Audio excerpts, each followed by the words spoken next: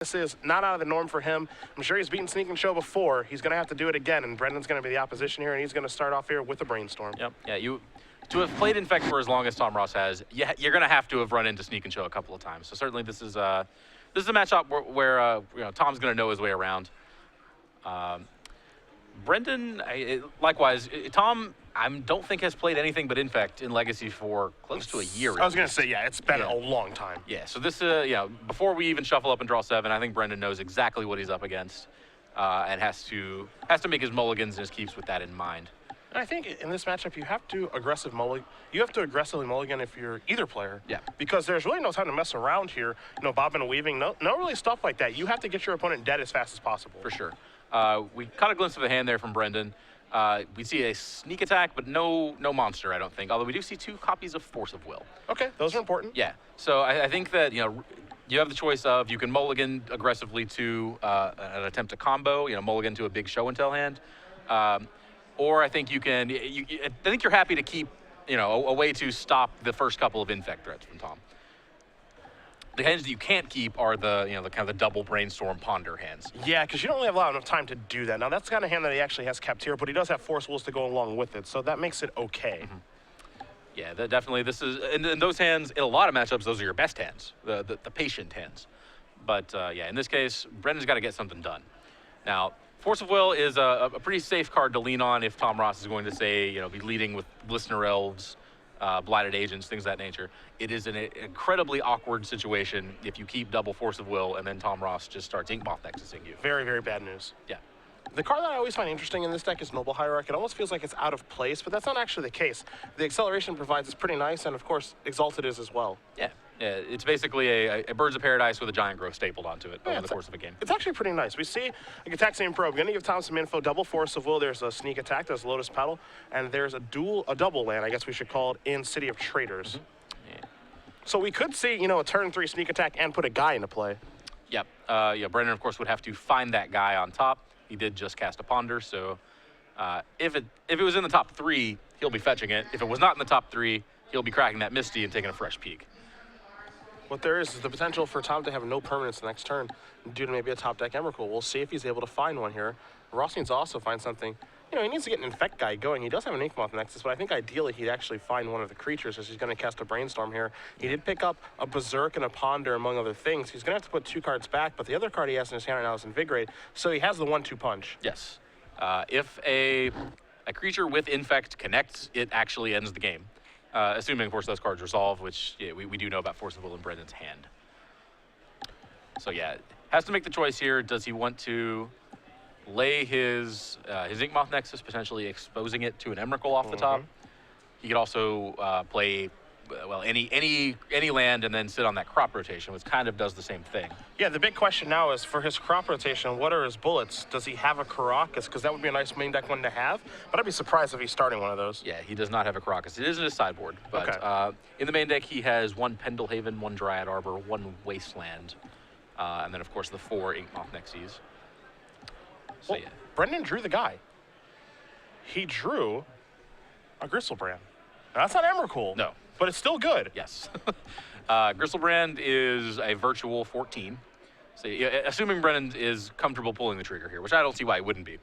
Play Sneak Attack, puts Gristlebrand into play, draws 14. If he finds he needs to find another Lotus Petal, so a 3-outer there, and then one of the 4 Emrakuls to actually finish things off. Sure. Now, normally making a play like that is pretty risky because you're 14ing yourself. Sure. You'd be going to 5. Exposing yourself to some beatdowns. Against the Infect deck, that is normally not so big a problem because you're kind of playing with a different life total anyway. Yep. Now, with this particular draw, Noble Hierarch suddenly starts to look really scary. Indeed it does. This is pretty scary too. Here is Gristlebrand. And Tom doesn't even fight back, which I also find to be kind of interesting. He does have Forceful. He may not have a blue card in his hand, but he decides that, you know what, this is all fine with me. I have no interest in battling you over this. And so now Brendan's going to draw a bunch of cards, and that allows him to find Lotus Petal plus a big guy. Yes, I did see the Emrakul. So that part of the equation is handled in duplicate, actually, because there are 2 of them. But did not find the Lotus Petal that he needs. Can pull the trigger again, take 7 more peaks. Make that 8 more peaks. Yeah. There's a probe. All right, so Tom has already probed Brenden, but Brenden has not probed Tom yet this game, so all will be revealed shortly. This card is busted. There's the grip. Yeah, Force Ponder, Berserk, double Invigorate, or sorry, Invigorate crop rotation there. So what this is from Tom is basically saying I'm not going to use Force of Will as like a defensive measure. I'm going to use it proactively when I try to kill you. Yes. But I don't think he's ever going to get the opportunity to do that. Nope. Yeah, Brenden always had 2 Force of Wills in his hand. You can't draw 14 cards without finding some blue cards to go with them. So, unlikely that Tom Ross is going to be resolving any spells that Brenden cares about. He would have to get very unlucky. Yes, and actually, there it was. I just saw the Lotus Petal on that second activation. So Brenden has the win. Lotus Petal, Tom can fight over this if he chooses. I suspect he will choose, but, oh, okay. I think Tom just knows he's dead. Yeah. Honestly. Here's this, here's that. I could make a Taylor Swift joke about attacking for 22, but I'm better than that. Yeah, we're over it. Yeah. So Tom is going to sacrifice his permanents, pick up his graveyard here. He's going to take 22 points of damage. Yeah, so this one is over. Brenden Lutzi is going to win game number 1 here over Tom Ross. Sneak and Show up a game over Infect. Being on the play there may have been what mattered because he was just a turn quicker. Yep. Yeah, as we said, this is just a matter of who kills the other guy faster. And it did actually sort of look that way. I feel like Tom on the play would have been attacking with Nexus and Berserking and Invigorating. Yeah, it would have been very, very fast. It would have been a turn. It would have been a turn 3 attempt from Tom. We don't know if it would have been good, but it would have been an attempt on turn 3. Instead, Brenden was able to actually play Sneak Attack, activate on turn 3, put Gristle Brand in play, and get the job done. So there you go. Yeah, no, of course, Brenden did actually. Yeah, he had those 2 Force of Wills in his hand from turn 1. Never needed to use any of them. So I guess realistically, the way it would have played out if Tom had run the play was he would have went for it, gotten Force of Will, and then died. That's what it looks like. Sideboard time, you've got Tom's in front of you, so where do we begin? Tom has access to 2 Blue Elemental Blast, 1 Caracas, there's a big one, 1 Bajuka Bog, 1 Piracy Charm, 1 Necropede, 1 Viridian Corruptor, 3 Nature's Claim, 2 Force of Will, 1 Fluster Swarm, 2 Submerge. So, that Caracas is going right in real quick. That's going to be a key card that you can fetch up with crop rotation. One has to assume once the 2 Force of Wills, that complements the 2 that are already in his main deck, so he's going to go up to 4 of those. And probably wants the rest of his interaction on the stack. So I think he probably wants the Fluster Swarm, and I think you're pretty happy with 2 Blue Elemental Blast here as well. Ooh, 2 Blue Blast is really interesting. We don't see that card very much at all in this format. Really good against Sneak Attack for obvious reasons. Yes. The other side here, I'm looking at 3 Blood Moons, a Beseiju who shelters all, an Echoing Truth, a Graph Digger's Cage, 3 Pyroclasm, 2 Swan Song, a Shattering Spree, and then 3 copies of Through the Breach. Thoughts on Blood Moon here? Well, yeah, Ingmoth Nexus, that's the go-to threat for Tom. That is, I think, the scariest threat because it is the one that you cannot counter, and it is the one that's free, basically. So, yeah, that's a pretty important card to fight over. Plus the crop rotation package, and Tom doesn't have a lot of basics in his deck. He has a forest. 1 forest. So I actually wouldn't be surprised to see Blood Moon be good. The question is, does Brenden know that? Because it's surprisingly good in this matchup. Yeah, it doesn't really feel like it should be what the game's about. In fact, it's really not what the game's about. We're still racing fundamentally. Yeah, I agree. But Blood Moon has the opportunity to kind of buy you 7 turns. Yep. Or buy you really infinite turns, I guess, in that sense. I like Echoing Truth. I like Beseiju, sort of. Like, it's not okay, excited about it. You know? It's slow. Okay. It's very slow. Yeah, it comes into play tapped, so you can crop rotation and then untap and use it. Okay. But yeah, Tom really only has the Force of Wills and like 1 Fluster Storm after board. I like Pyroclasm a lot. Kills all the creatures. Sorry, it's 4 days as well in the main. So I that's guess a lot of those. Yeah. And then Swan Song is kind of interesting to me because it doesn't stop the creatures at all, but it can stop a timely Invigorate or win a counterspell war, and the 2/2 that you're giving your opponent generally doesn't matter. So I wouldn't be surprised to see those come in. Of course, that means that Brenden has to sideboard a lot of cards out, but I believe he can make room for these things. Possibly. Yeah, there's not a ton of wiggle room actually in a Sneak and Show deck. Jace is pretty bad. Yeah, you're not excited about Jace. Brenden only has 2 of those. But other than that, I mean, we're talking 1 drops, ponders, spell pierces, things like that. This is a very clean and efficient list. It is very clean. You're looking at a full-blown 4 spell pierce, 4 ponder, 3 Cataxian probe.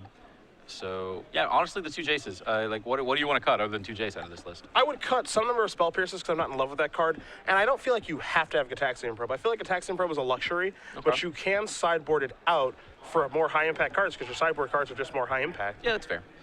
Okay, so The judgment call then becomes like, is Blood Moon more high impact? Is it actually better than just a card that cycles? Yeah.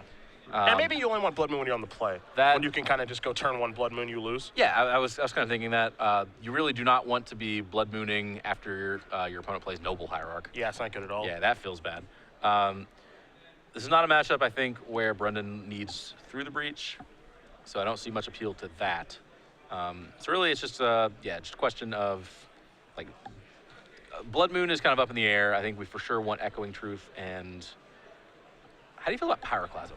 I like it a lot. Okay. I think it's just worth it. Like, I know that Tom, if you played against Sneak and Show at all, you know that they have Pyroclasm in their sideboard. Sometimes that matters in the matchup due to the deck you're playing. Sometimes it doesn't. But Pyroclasm has really become the industry standard at this point in varying numbers. You know, Todd has played as many as 4 of those when he plays Sneak and Show. Brenden only has 3 of them, but I still like him in this matchup nonetheless. It's a card you actually have to answer. You know, there are draws with Inkmoth Nexus and Pendelhaven where it's not great, but I think by and large the card is pretty good. Sure. Yeah, I mean, certainly there are draws that it kind of blows out. If you go like turn 1 Noble Hierarch into like Glistener Elf Blighted Agent, like that's an easy 3-for-1. Yeah. But there are a lot of kind of efficient ways for Tom to get around that. Of course, you mentioned Pendelhaven. You can invigorate it for free. It's just like a free answer, but although you're not excited about that because you're losing an invigorate when you do that. Yeah, they're using invigorate defensively. You love that. Yes. You forcing the infect player to use pump spells on your turn is a pretty big deal. So Tom is going to keep. He's going to sacrifice that Verdant Catacombs, go get himself a tropical island. Don't know if you caught a good look at Brendan's hand, but he does have Blood Moon over there. Okay. And the question is it going to be effective here? Yeah, that's the big one. Yeah.